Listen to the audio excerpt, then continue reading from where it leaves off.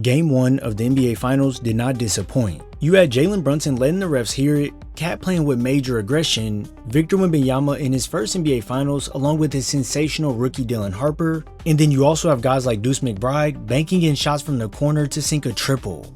This game was truly entertaining, and after Jalen Brunson sinks a shot like this, that's when you know the Finals has arrived. Puts it up, puts it in! Jalen Brunson does it again! It's a 6-point lead.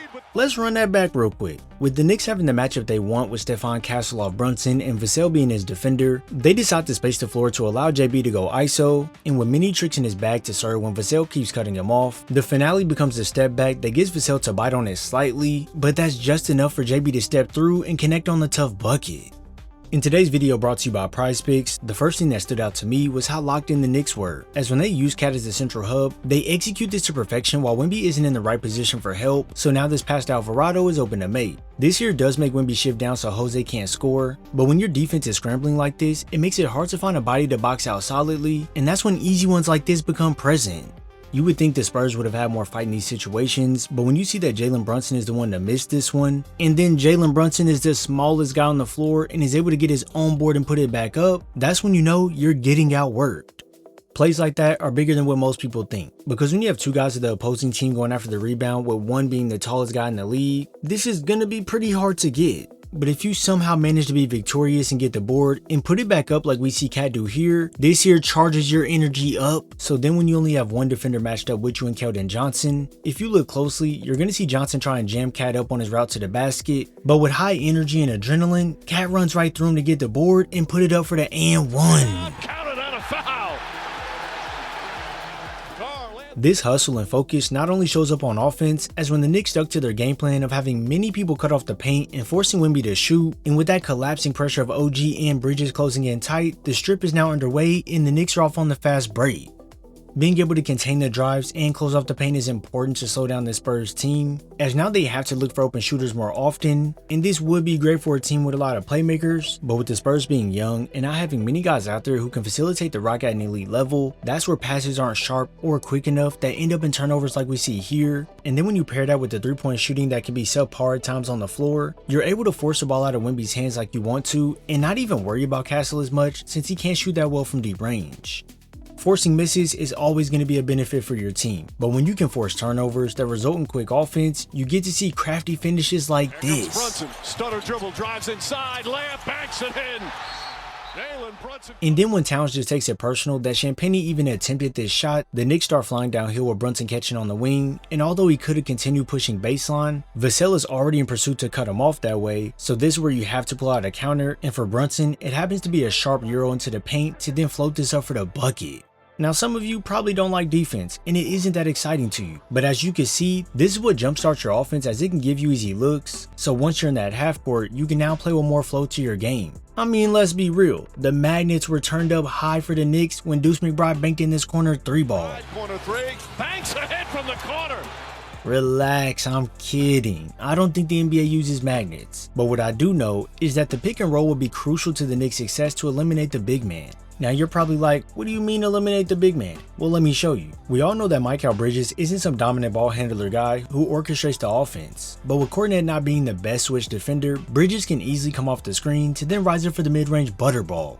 When Wemby's in the game, the Knicks still don't have to switch things up. With OG shooting 48% from deep in this year's playoffs, Wemby can't really leave him open or else he'll make him pay. So what this does is open up the paint for Jose to attack, Cat is sealing off Vassell, and the kiss off the glass, well, it's made easy. That's how you play as a team and execute, and right here, I'm going to further add to why I said foot speed is a problem and having shooters as well.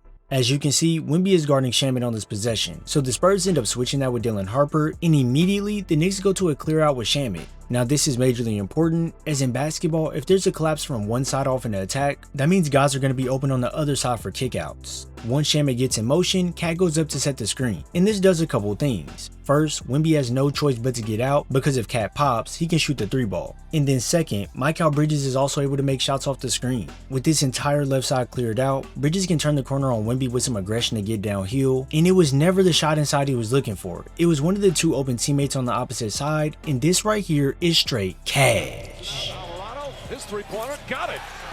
Jose Alvarado. Yep, things are about to start heating up and get even more detailed. So before we get into it, if you know you can play responsibly and want to make the finals more engaging, PrizePicks is the #1 app for sports picks. The finals are here and well underway, and PrizePicks is the best place to enter your lineups for a chance at a nice prize. When you get on PrizePicks, you'll see that there's so many sports to choose from and that there's even different filters you can click on to bet on certain things during a game. Honestly, it's pretty easy to use. All you have to do is pick more on a player or less on a few player stats to then put them in your lineup. For example, I think Jalen Brunson is going to come out just as aggressive and put up over 25 points. And I believe Wemby will get 3 dunks in game 2 as well. And then after I went through and found a couple of players I think with the numbers, I can finalize my lineup by submitting, and now I just sit back and let the magic happen. If you want to place your own picks and follow my lineups, you can sign up for PrizePicks in most states, including California, Texas, Florida. And the best part about it, if you sign up for PrizePicks with code HMA, you get $50 instantly once you play at least $5. So either download the app or click the link in my description and let me hear your picks in the comments. Now, like I said, everything is in the details, and these high ball screens are what open the entire floor. When coming off the screen, Luke Kornet has to make the split decision on what to do. Either stay with Mitchell or commit to Brunson. When rolling the clip, you can see he shifted over to help Brunson, and this is why it's great to have many counters in your bag. Because Brunson can now just use that high carry to split the defense to avoid the cutoff, and since Mitchell Robinson was rolling to the basket uncovered, this made Champagnie help over hard, leaving Shamet wide open in the corner, and you already know this is a money ball. Usually guys might not want to involve certain bigs in the pick and roll because they'll get stopped down low on the attack, and hey, especially guys like Wemby. But this is exactly what the Knicks want, because if Wemby doesn't switch and he lets Castle try and hold his own, well, OG is just bigger than him and can pretty much just muscle him to get right to the cup. Pulling Wemby out the paint like this makes scoring so much easier for the Knicks, because now there's no rim protection like we see here. So it's extra important that you don't let anything easy get inside. This here can cause confusion if you don't know if you're going to switch the screens or not. So with Jalen Brunson setting the screen for OG, Castle is telling Vassell to switch, but he's too late to react, which allows Brunson to run up the floor, receiving a screen from Hart, which slows down the defender, and that's how you open up the game for the finals. Spurs. Jalen Brunson's first shot of his finals career goes down. The Spurs will try and counter the high pick and roll and pulling out the bigs by doubling Brunson, but the double has to be much tighter than this, as Brunson just retreats back the other way, has a pass available here, but he instead used that low carry to avoid the strip from Harper, and then to outbeat Kornet if he was to contest. Brunson throws this up early to then mess with the timing. Brunson with a beautiful underhand floater. Although the Spurs did a great job at defending Brunson and making it hard for him, he has such timely buckets during the game, such as this one over Champagnie. Jumper, tie game. And then when the rookie was on him, things just got nasty. Even though Brunson is giving up tons of size in this matchup, he's the one to initiate that contact and join the post up. And then the touch is on display with the placement off the glass with the offhand. Right-handed off the glass. Oh, what a sweet move from Jalen Brunson. This here is what elite players are all about. It doesn't matter who's on you. You have a counter for whatever they throw at you so you can get to your spot. And for a shot that most people couldn't make, the smallest guy on the floor makes it look easy. Not only would Jalen Brunson knock down big shots and influence the defense, as no matter who it was that had the ball in their hands when Wemby or Kornet was involved in the action, they could turn this corner to get 2 feet in the paint practically whenever they wanted, and man was this a huge shot from OG. Anunoby, corner 3, knocks it down. The reason I say it's huge is because not only did that extend the Knicks lead, it also gave OG some more confidence, so when Wemby is guarding him in front of the Spurs bench, it may look like OG doesn't have any space to let off a shot and that he should try and attack. Well, we all know if he attacks, this is going to give Wemby the ability to block his shot inside, so that's why we don't see people trying to attack Wemby in ISO situations. OG instead uses some jab steps and up fakes until Wemby puts his hand down, and once he did, well, bada bing, it's money team.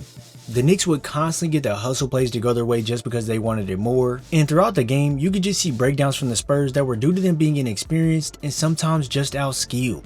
I know a lot of people got spoiled by seeing what Wemby did to Chet in the last series versus OKC, but this is different. People love to joke about Cat and his mannerisms, but when he gets in his zone, he can be a problem, and indeed in game 1 he was. The ability to space the floor, drive the ball past other bigs, and dish the rock is going to be a major key for the Knicks' success in this series, and will be something the Spurs need to address. This game 1 was very exciting, and had many eye-catching moments, but you tell me, who do you think will win this series? Head over to my website, which is in the comments, and vote on the showdown and join the community.